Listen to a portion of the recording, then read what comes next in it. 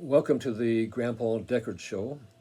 I have started a series entitled Faith Adventures, and this is adventure number 6. And the title of this one is Knife Attack. I almost forgot what it was, but Knife Attack. The weapon was two all-steel combat knives welded together at the handles. But let's back up a little bit. I was working at the Anglican school in Jerusalem as carpenter, head of maintenance, and unofficially security. Jeanne and I lived on the school compound in an apartment with our 2 children. Early one morning, I was praying before going off to work, longer than usual. I felt compelled to keep praying. I was praying in the Spirit, and for that, see Jude, verse 20, praying in the Spirit. I went to work, clocked in, had some time with our maintenance staff, and later, after classes had started, went for a walk through the garden to check out a project I was working on. A dog had gotten into the compound and was barking furiously. I had seen lots of cats around, but this was the first dog sighting. He seemed upset about something. That something was a someone, a young man shouting and brandishing a knife. I don't think I've ever used that word before. Brandishing a knife. Our gates were chained shut. There was a stone wall separating us from the evildoers on the other side. He, the guy with the knife, had just stabbed 2 people at our food market next door and was just across the wall from me. He proceeded to back a young lady against the wall and stab her. She was calling out for her father. I grabbed a long, heavy stick from our front porch.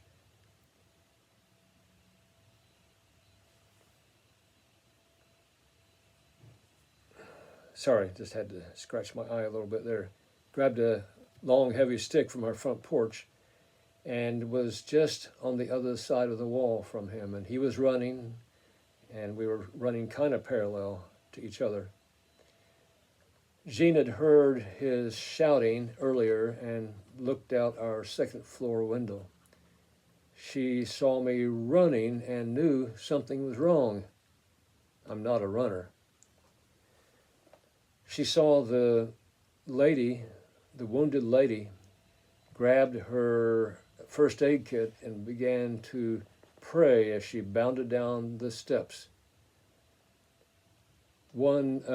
She reached the woman's side, tended to her wound, and continued to pray in the Spirit. Jude 20. Meanwhile, back to the chase. Actually, it didn't last that long. The chase was only a few seconds, but didn't know how else to present it. So back to the chase.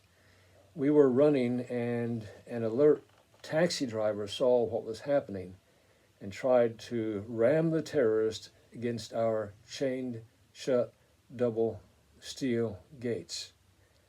The knifer leapt out of the path of the taxi, and the car crashed through the gate and cut me off from the chase. Just as well, really, because I'm not sure what I would have done if I caught the guy. But the thing is, I'm not a runner, as I said, and I'm not a fighter. But yet I had a big, heavy stick. Excuse me. A man, a good guy, approached me and took my stick. Then he pursued the bad guy. Later I read in the Jerusalem Post that the stabber charged into a crowd of people hoping to claim more victims.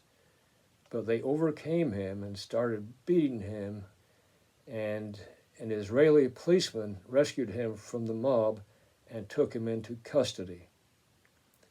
In that process, the policeman's arm was broken. 2 weeks before this, 3 people were stabbed in a park, and all 3 died. In this chase, 3 were stabbed, but all of them lived. What was the difference? I believe it was prayer. Paul says, they shall call upon the name of the Lord, and they shall be saved. Romans 10:13. Power of prayer. Okay, well, God bless you. Thank you for joining me today, and go back and watch the 5 adventures that preceded this one. Okay, see you around.